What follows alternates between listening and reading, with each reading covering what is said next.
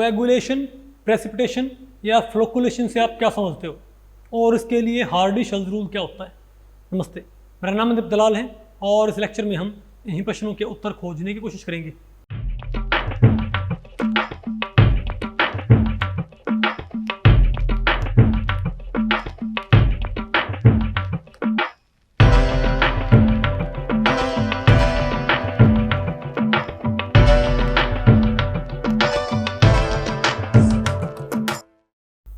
अब बताओ भाई हम क्या पढ़ते हैं, बोलो भाई। कोएगुलेशन और फ्लोकुलेशन और भाई प्रेसिपिटेशन। भाई आपने बात देखी थी, अगर आप किसी प्रेसिपिटेट को आप किस में कन्वर्ट कर सकते हो, तो बताओ भाई। इलेक्ट्रोलाइट में, सॉरी, आप किसी प्रेसिपिटेट में कोई सूटेबल क्या ऐड करके इलेक्ट्रोलाइट, उसका क्या बना लिया करते, कोलाइडल। तो मैं आपको बताऊं भाई, सूटेबल इलेक्ट्रोलाइट से किसी प्रेसिपिटेट को वापस किस में कन्वर्ट किया जा सकता है, कोलाइडल सॉल्यूशन में। नहीं, अरे भैया आपने वहां पर किसी प्रेसिपिटेट से आपने क्या बनाए थे, कोलाइडल सॉल्यूशन में, इजंट इट। तो मैं आपको बताऊं भाई, आप किसी कोलाइडल सॉल्यूशन के वापस आप उसे उसका आप क्या कर सकते हो, प्रेसिपिटेशन। तो इसको क्या बोलते हैं भैया, यानी कि कोलाइडल पार्टिकल्स जुड़ के क्या बना लें, और भी बड़े पार्टिकल्स, और क्या बन जाए, प्रेसिपिटेट। फॉर एग्जांपल अगर मेरे पास क्या है, FeOH3 के मेरे पास क्या कोलाइडल पार्टिकल्स हैं। अगर मेरे पास फेरिक हाइड्रोक्साइड का तो क्या है, कोलाइडल सॉल्यूशन। अगर मेरे पास भाई फेरिक हाइड्रोक्साइड का मेरे पास है कोलाइडल सॉल्यूशन, उससे मैं क्या बना लूँ, फेरिक हाइड्रोक्साइड के प्रेसिपिटेट्स। तो मैं क्या बोलूँगा इसको, फ्लोकुलेशन या कोएगुलेशन। नहीं है क्या आपको भाई। तो भाई इस टॉपिक को हमने टोटल भाई 4 सेक्शंस में डिवाइड किया है। बताओ भाई, पहला क्या है, डेफिनेशन ऑफ कोएगुलेशन, फिर क्या है, मेथड्स ऑफ कोएगुलेशन, फिर तो क्या हमारे पास हार्डी-शेल्स रूल, फिर तो क्या भाई, कोएगुलेशन और फ्लोकुलेशन वैल्यू। ओके, अब बताओ भाई, अब हम बताओ क्या पढ़ते हैं, डेफिनेशन ऑफ कोएगुलेशन। तो सिंपल बात है, precipitation of a colloidal solution by the addition of excess of an electrolyte. भाई बहुत ज़्यादा इलेक्ट्रोलाइट ऐड करने पर कोई कोलाइडल सॉल्यूशन क्या हो जाएगा, क्योंकि भाई इलेक्ट्रोलाइट क्या करेगा, नेगेटिव और पॉजिटिव करेगा, ऐड कर देगा ना भाई। नहीं आपको समझ आया क्या, अरे बोलो भाई। तो फिर क्या होता है, अरे भाई अगर मान लिया नेगेटिव और पॉजिटिव आयन आ गए, तो वो तो अगर नेगेटिव आयन है तो वो कोलाइडल पार्टिकल्स के पॉजिटिव चार्ज को क्या कर दें, न्यूट्रलाइज। तो कोलाइडल पार्टिकल्स अपने आप क्या हो जाएंगे भाई, क्या उनका प्रेसिपिटेशन शुरू हो जाएगी क्या। ठीक है, तो क्या बोलते हैं इसको, आ गया आपको ये। ओके, तो बताओ भाई, पहले बताओ क्या भाई, मेथड्स ऑफ कोएगुलेशन। तो आपको बताओ भाई, इसके काफ़ी सारे मेथड्स हैं, ठीक है, लेकिन भाई, और मैं आपको बताऊं भाई, लायोफिलिक कोलाइड्स को भाई, कोएगुलेशन ऑफ लायोफिलिक कोलाइड्स, और क्या है, कोएगुलेशन ऑफ, अरे बोलो भाई। नहीं पहले भाई कौन सा, लायोफोबिक, क्या है, लायोफोबिक। तो मैं आपको बताऊं भाई, लायोफोबिक कोलाइड्स का कोएगुलेशन क्या इजी होता है, और लायोफिलिक कोलाइड्स का भाई कोएगुलेशन क्या थोड़ा सा मुश्किल होता है। नहीं आपको, तो भाई मेनली आपने तो क्या पढ़ना भाई, कोएगुलेशन विया, अरे भाई आपने मेनली क्या पढ़ना है, कोएगुलेशन विया। कर दो आप लायोफिलिक सोल, देखो क्या लायोफिलिक सोल्स। तो आप ये बताओ भाई कि दो बातों पर डिपेंड करता है मेनली, किस पे, चार्ज पे और सॉल्वेशन पे। तो अगर इनमें से आपने भाई ये फैक्टर खत्म कर दिए, चार्ज या सॉल्वेशन, तो अपने आप बताओ क्या हो जाएगा, प्रेसिपिटेशन, इजंट इट। और भाई मैं आपको बताऊं, जो हमारे पास क्या होते हैं, लायोफोबिक कोलाइड्स, कहाँ गए भाई, लायोफोबिक, ये भाई यहाँ पर लायोफोबिक बोलिए, ठीक है। तो भाई यहाँ पर हमारे पास कई तरीके होते हैं, एक तो एक पास क्या भाई, इलेक्ट्रोफोर्सेस, क्या भाई, अब इलेक्ट्रो आपको पता है ना, बताओ क्या होगा, कोलाइडल पार्टिकल्स कहाँ जाएंगे, under the influence electric field, opposite plate के ऊपर, और वहाँ न्यूट्रलाइज हो क्या बना लेंगे, प्रेसिपिटेट। नहीं मतलब पहले पड़ी, तो काफ़ी सारे तरीके, लेकिन आपने मेनली क्या पढ़ना भाई, इलेक्ट्रोलाइट क्या होता है, बोलो भाई, बताओ क्या होता है। अगर आपने बताओ एक सूटेबल क्या ऐड कर दिया, इलेक्ट्रोलाइट, ठीक है, तो बताओ क्या हो भाई, अब क्योंकि कोलाइडल पार्टिकल्स के पास क्या होता है? चार्ज। तो क्या होगा? बोलो भाई। तो जो कोलाइडल पार्टिकल क्या करेंगे? अरे भाई अपोजिट चार्ज की आयन एब्जॉर्ब कर लेंगे। किससे? इलेक्ट्रोलाइट के। अरे अरे भाई इलेक्ट्रोलाइट्स की अपोजिट आयन वाली चार्ज को यूज कर लेंगे, क्या हो जाएंगे? न्यूट्रलाइज। न्यूट्रलाइज होते क्या हो जाएगा उनका? प्रेसिपिटेशन। ठीक है बात, इसको पढ़ लो, पढ़ना हो तो। फिर क्या बताऊँ भाई? Hardy-shells rule. तो भाई मैं आपको बताऊँ अपनी बात, देखिए ये स्पेशली किसके लिए होता है? इलेक्ट्रोलाइट के लिए। क्या भाई? हार्डी-शेल्स रूल क्या होता है बताओ भाई? इलेक्ट्रोलाइट के लिए। आप ये बताओ कि आपने एक बात देखी कि इलेक्ट्रोलाइट ऐड करने पर इलेक्ट्रोलाइट की तो जो चार्ज किन के ऊपर है? कोलाइडल पार्टिकल्स के ऊपर। उससे अपोजिट चार्ज वाली आयंस इस्तेमाल होके कोलाइडल सॉल्यूशन क्या हो जाएगा? न्यूट्रलाइज। और न्यूट्रलाइज होते क्या हो जाएगा? वो प्रेसिपिटेशन हो जाएगा ना भाई।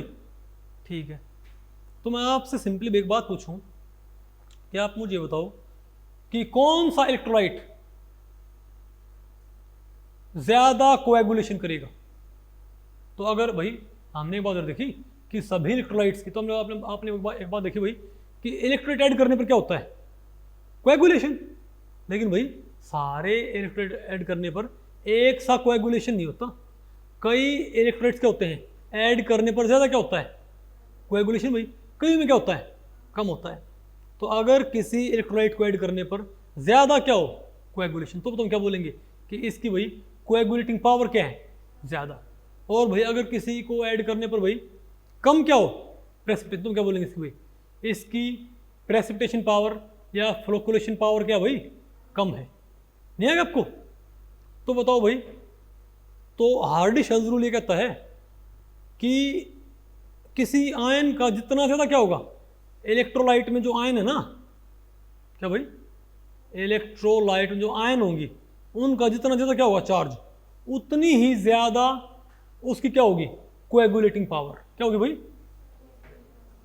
नहीं आपको समझ आया भाई? सिंपल सी बात है, एक तो 3+ आयन हो और एक क्या हो?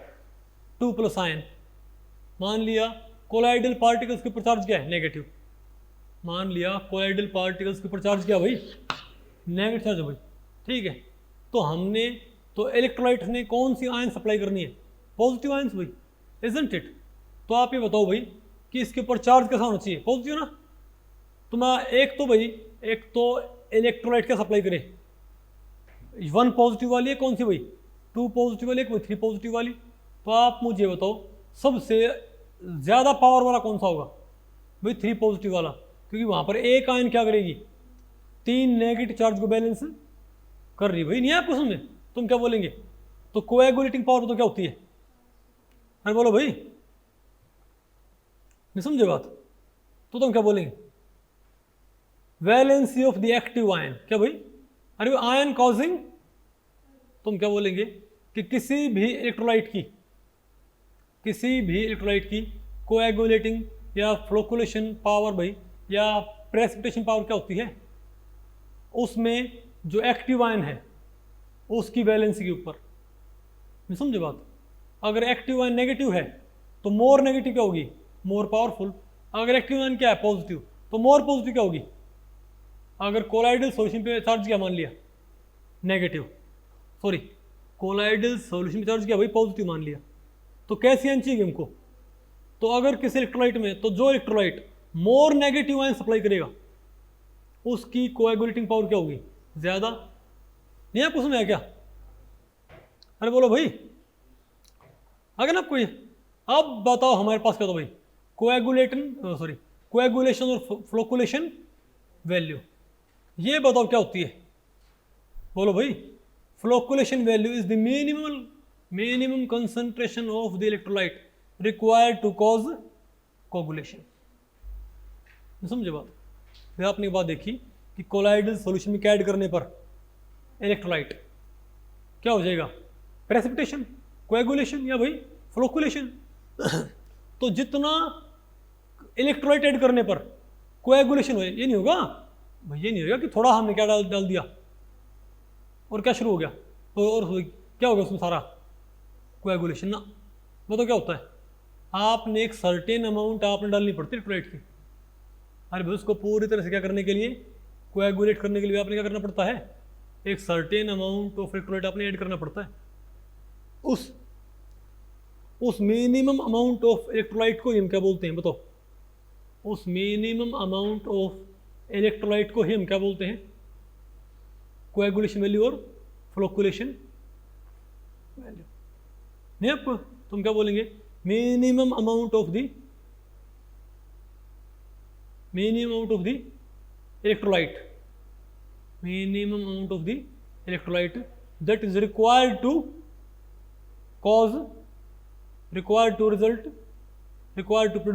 yield coagulation। वो क्या होगा हमारे पास भाई, कोएगुलेशन वैल्यू। तुम क्या बोलेंगे कि number of millimoles of electrolyte required to coagulate 1 litre of और बोलो भाई 1 लीटर कोलाइडल सॉल्यूशन को कोएगुलेट करने के लिए जितने मिलीमोल आपको चाहिए इलेक्ट्रोलाइट की, वो क्या होगी इसकी coagulation value, particular value. Okay, अब बताओ क्या हमारे पास, बोलो भाई, हो गया तो पूरा, isn't it? अच्छा एक बात मैं आपको भाई बताना भूल गया, कोएगुलेशन जो वैल्यू होगी ना वो कोएगुलेटिंग पावर के इनवर्सली होगी। क्या भाई, कोएगुलेशन वैल्यू क्या होगी, फ्लोकुलेशन वैल्यू क्या होगी भाई, सिंपल सी बात है। अगर मान लिया कोलाइडल पार्टिकल्स के ऊपर क्या मान लिया, नेगेटिव चार्ज, आप क्या मान लो भाई, आप ये मान लो कि कोलाइडल पार्टिकल्स के ऊपर चार्ज क्या है, नेगेटिव है। ओके, तो बताओ क्या आएगा हमारे पास, बोलो भाई। तो आप ये कहोगे ना कि भाई प्लस वाली में क्या चाहिएंगी, आयंस। क्या भाई, तो अगर एक इलेक्ट्रोलाइट क्या करे, एक इलेक्ट्रोलाइट भाई क्या सप्लाई करे, M1 प्लस, एक बताओ क्या M2 प्लस और एक भाई M3 प्लस। तो सिंपल सी बात है, जो इलेक्ट्रोलाइट M3 प्लस सप्लाई कर रहा है क्या वो आपको थोड़ा रिकॉर्ड नहीं हो क्या, नहीं बात आपको पहले पड़ी। तुम क्या बोलेंगे, अगर किसी इलेक्ट्रोलाइट की कोएगुलेटिंग पावर क्या बहुत ज़्यादा, पहले बताओ भाई, अगर ये आप ये बताओ कोलाइडल सॉल्यूशन के ऊपर चार्ज क्या है, नेगेटिव, कोलाइडल सॉल्यूशन के ऊपर चार्ज क्या है, नेगेटिव, और आपके पास जो क्या है इलेक्ट्रोलाइट, उसकी एक्टिव आयन के ऊपर चार्ज क्या है, पॉजिटिव होगा भाई। लेकिन एक तो इलेक्ट्रोलाइट सप्लाई करता है 3 पॉजिटिव, एक 2 पॉजिटिव, एक 1 पॉजिटिव, इसमें हाईएस्ट पावर वाला कौन सा है, ये वाला होगा भाई। तो सिंपल सी बात है, ये आपको बहुत कम रिकॉर्ड नहीं होगा। अरे भाई सिंपल सी बात है, आप जब सब्जी बनाते हो तो अगर मान लिया हरी मिर्च बहुत ज़्यादा क्या हो तीखी, तो थोड़ी डालनी पड़ती है भाई, नहीं बात आपको पहले पड़ी। और भाई बिल्कुल भी मुंह जलनी ना हो तो तब बताओ क्या होता है भाई, तब बहुत सारी मिर्च में डालनी पड़ती होता है ना ऐसा, ठीक। अरे भाई मैं आपको बताऊँ भाई, एक बार तो हमने ऐसी मिर्च वो रखी थी, वो बिल्कुल भी मुंह जलनी नहीं थी, तो नहीं भाई रोटियों के साथ हम उसको ऐसे खाया करते, पता आपको, एक मिर्च 1-2 के साथ खाया करते हो, समझे बात। ओके, अभी भाई पहले वो इसलिए, लेकिन वो बिल्कुल भाई वो थोड़ी तीखी होती है, बहुत कम, ना मात्र, उनको आप ऐसे जैसे नहीं आप मटर खा जैसे खा सकते हो उनको, ठीक है, बस बिल्कुल हल्का टेस्ट आता है उनमें, नहीं आपको समझ में। तो सिंपल सी बात है, अगर ज़्यादा क्या होगी कोएगुलेटिंग पावर, तो इसकी अमाउंट क्या होगी, आपको कम रिक्वायर्ड नहीं हो तो क्या होगी ये, तो ज़्यादा coagulating power come coagulation value, isn't it. तो भाई इस लेक्चर में इतना ही। अगर इस लेक्चर के बारे में आपके कुछ प्रश्न या सुझाव हैं तो आप मुझे नीचे कमेंट सेक्शन में पूछ सकते हैं, मैं उनके उत्तर देने की पूरी कोशिश करूँगा। तो भी ठीक है, मिलते हैं अगले लेक्चर में, तब तक के लिए नमस्ते।